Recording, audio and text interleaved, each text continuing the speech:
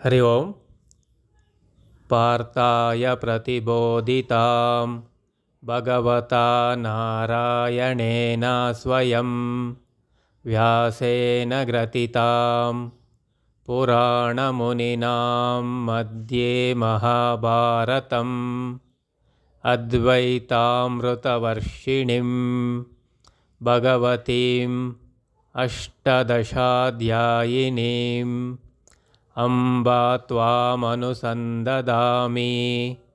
ಭಗವದ್ಗೀತೆ ಭವದ್ವೇಷಿಣೀಂ. ಬಂಧುಗಳೇ, ಧ್ಯಾನ ಶ್ಲೋಕಗಳು. ಓಂ ಪಾರ್ಥಾಯ ಪ್ರತಿಬೋಧಿತಾಂ ಭಗವತಾ ನಾರಾಯಣೇನ ಸ್ವಯಂ ವ್ಯಾಸೇನ ಗ್ರಥಿತಾಂ ಪುರಾಣಮುನಿನಾ ಮಧ್ಯೆ ಮಹಾಭಾರತಂ ಅದ್ವೈತಾಮೃತವರ್ಷಿಣೀಂ ಭಗವತಿಂ ಅಷ್ಟದಶಾಧ್ಯಾಯಿನೀಂ ಅಂಬಾ ತ್ವಾಮನುಸಂದದಾಮಿ ಭಗವದ್ಗೀತೆ ಭವದ್ವೇಷಿಣೀಂ. ನಮೋऽस्तु ತೇ ವ್ಯಾಸವಿಶಾಲಬುದ್ಧೇ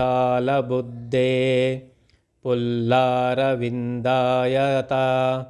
ಪತ್ರನೇತ್ರಯೇನ ತ್ವಯಾ ಭಾರತತೈಲಪೂರ್ಣಃ ಪ್ರಜ್ವಲಿತೋ ಜ್ಞಾನಮಯ ಪ್ರದೀಪಃ ಪ್ರಸನ್ನಪಾರಿಜಾತಾಯ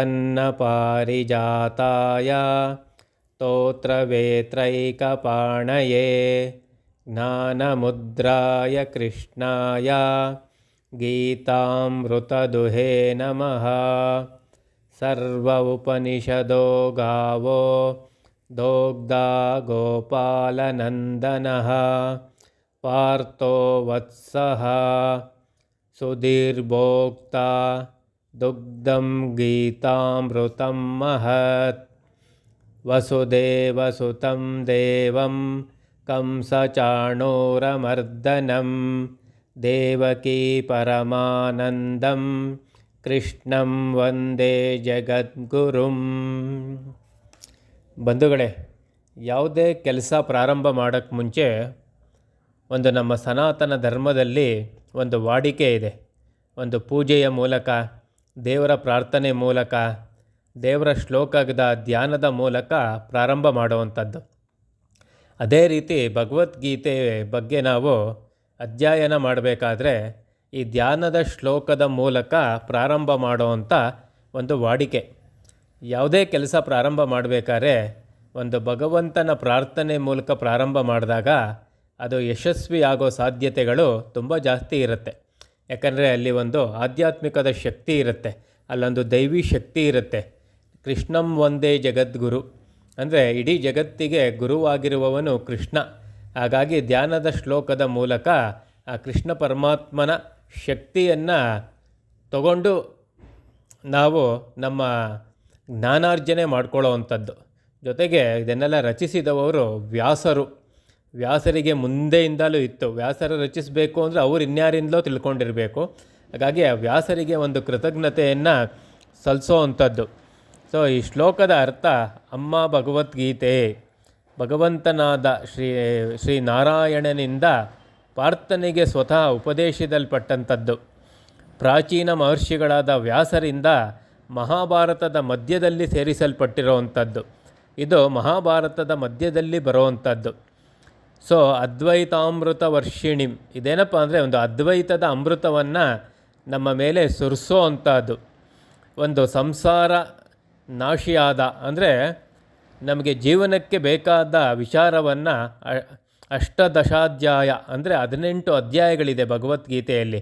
18 ಅಧ್ಯಾಯದ ಮೂಲಕ ನಮಗೆ ಸಿಗೋ ಅಂಥ ಒಂದು ವಿಚಾರ. ಮತ್ತು ವ್ಯಾಸರಿಗೆ ಒಂದು ನಮಸ್ಕಾರವನ್ನು ಸಲ್ಲಿಸುವಂಥದ್ದು, ವ್ಯಾಸರನ್ನು ವರ್ಣಿಸುವಂಥದ್ದು. ವಿಶಾಲ ಬುದ್ಧಿ ಅಂದರೆ ಈ ವೇದಗಳು, ಉಪನಿಷತ್ತುಗಳು ಮತ್ತು ಪುರಾಣಗಳು, ಈ ಭಗವದ್ಗೀತೆ ಇಂಥದನ್ನೆಲ್ಲ ರಚಿಸಬೇಕು ಅಂದರೆ ನಮ್ಮ ಥರ ಸಾಮಾನ್ಯದವ್ರಿಗಾಗಲ್ಲ. ಅದಕ್ಕೆ ವಿಶಾಲವಾದ ಬುದ್ಧಿನೇ ಇರಬೇಕು, ವಿಶಾಲವಾದ ಶಕ್ತಿನೇ ಇರಬೇಕು. ಅಂಥ ಒಂದು ಶಕ್ತಿ ಇರೋ ಅಂಥವರು. ಈ ಭಾರತವೇ ಒಂದು ತೈಲ ಪೂರ್ಣವಾದರೆ ಅದರಲ್ಲಿ ಪ್ರಜ್ವಲಿಸುವಂಥ ಒಂದು ಜ್ಞಾನಮಯ ಪ್ರದೀಪ ಯಾರೋ ನಮ್ಮ ಈ ವ್ಯಾಸರು. ಅಷ್ಟೇ ಮಾನ್ಯತೆ ಈ ಭಗವದ್ಗೀತೆಗೂ ಇದೆ. ಅಂದರೆ ವ್ಯಾಸರಿಗೆ ಅರಳಿದ ಕಣ್ಣು ಉಳ್ಳವರು, ಜೊತೆಗೆ ಮಹಾಮತಿಗಳು, ಈ ರೀತಿ ವ್ಯಾಸರನ್ನು ಹೊಗಳೋ ಅಂಥದ್ದು. ಸೊ ಅಷ್ಟೇ ಅಲ್ಲದೆ ಈ ಒಂದು ಭಗವದ್ಗೀತೆ ಏನಪ್ಪ ಅಂದರೆ ಒಂದು ಕಲ್ಪವೃಕ್ಷ ಇದ್ದ ಹಾಗೆ, ಶ್ರೀ ಕೃಷ್ಣ ಪರಮಾತ್ಮನಿಂದ ಬೋಧನೆ ಮಾಡಲ್ಪಟ್ಟಂಥದ್ದು. ಹಂಗಾಗಿ ಚಿನ್ಮುದ್ರೆ ಇಟ್ಕೊಂಡಿರ್ತಾನೆ ಶ್ರೀ ಕೃಷ್ಣ ಪರಮಾತ್ಮ. ಆ ಕೃಷ್ಣ ಪರಮಾತ್ಮನಿಂದಲೇ ನಮಗೆ ಸಿಕ್ಕಿರೋ ಅಂಥ ಭಗವದ್ಗೀತೆ ಒಂದು ಕಲ್ಪವೃಕ್ಷ ಕೇಳಿದ್ದೆಲ್ಲ ಯಾವ ರೀತಿ ಕೊಡುತ್ತೋ ಅದೇ ರೀತಿ ಭಗವದ್ಗೀತೆ ನಮಗೆ ಬೇಕಾದ ಎಲ್ಲ ನಮ್ಮ ಸಮಸ್ಯೆಗಳಿಗೆ ಪರಿಹಾರ ಕೊಡೋವಂಥದ್ದು. ಹಾಗಾಗಿ ಆ ಕೃಷ್ಣ ಪರಮಾತ್ಮನಿಗೆ ಒಂದು ನಮಸ್ಕಾರ. ಸರ್ವ ಉಪನಿಷದೋ ಗಾವೋ ದೋಗ್ಧ ಗೋಪಾಲನಂದನ. ಈ ಭಗವದ್ಗೀತೆ ಏನಿದೆ ಅದು ಎಲ್ಲ ಉಪನಿಷತ್ತುಗಳ ಒಂದು ಸಾರ. ಎಲ್ಲ ಉಪನಿಷತ್ತುಗಳು ಹಸು ಗೋವಾದರೆ ದೋಗ್ಧ ಗೋಪಾಲನಂದನ ಶ್ರೀ ಕೃಷ್ಣ ಪರಮಾತ್ಮನೇ ಆ ಉಪನಿಷತ್ತುಗಳಲ್ಲಿರ್ಬೋದಾದಂಥ ಆ ಅಮೃತವನ್ನು, ಹಾಲು ಅದನ್ನು ಕರೆದು ಪಾರ್ಥನಿಗೆ ಉಣಬಡಿಸುತ್ತಾನೆ. ಅಂದರೆ ಪಾರ್ಥ ಅಂದರೆ ಪೃಥ್ವಿಯ ಮಕ್ಕಳು ಅಂದರೆ ನಮಗೆಲ್ಲ ಕೊಡ್ತಾ ಇದ್ದಾನೆ ಶ್ರೀ ಕೃಷ್ಣ ಪರಮಾತ್ಮ ಉಪನಿಷತ್ತಿನ ಸಾರವನ್ನು. ಸೊ ಅಂಥ ವಾಸುದೇವನಿಗೆ ನಮ್ಮ ಒಂದು ನಮಸ್ಕಾರವನ್ನು ಸಲ್ಲಿಸೋ ಅಂಥದ್ದು. ವಸುದೇವ ಸುತಂ ದೇವಂ ಕಂಸಚಾಣೂರ ಮರ್ದನಂ ದೇವಕಿ ಪರಮಾನಂದಂ ಕೃಷ್ಣಂ ವಂದೇ ಜಗದ್ಗುರು. ಅಂದರೆ ವಸುದೇವನ ಮಗನಾದ ಶ್ರೀ ಕೃಷ್ಣ ಪರಮಾತ್ಮ ಕಂಸನ ಮರ್ದನವನ್ನು ಮಾಡ್ತಾನೆ. ದೇವಕಿಗೆ ಪರಮವಾದ ಆನಂದವನ್ನು ಕೊಟ್ಟವನು ಆ ಕೃಷ್ಣ ಒಂದು ಜಗದ್ಗುರು.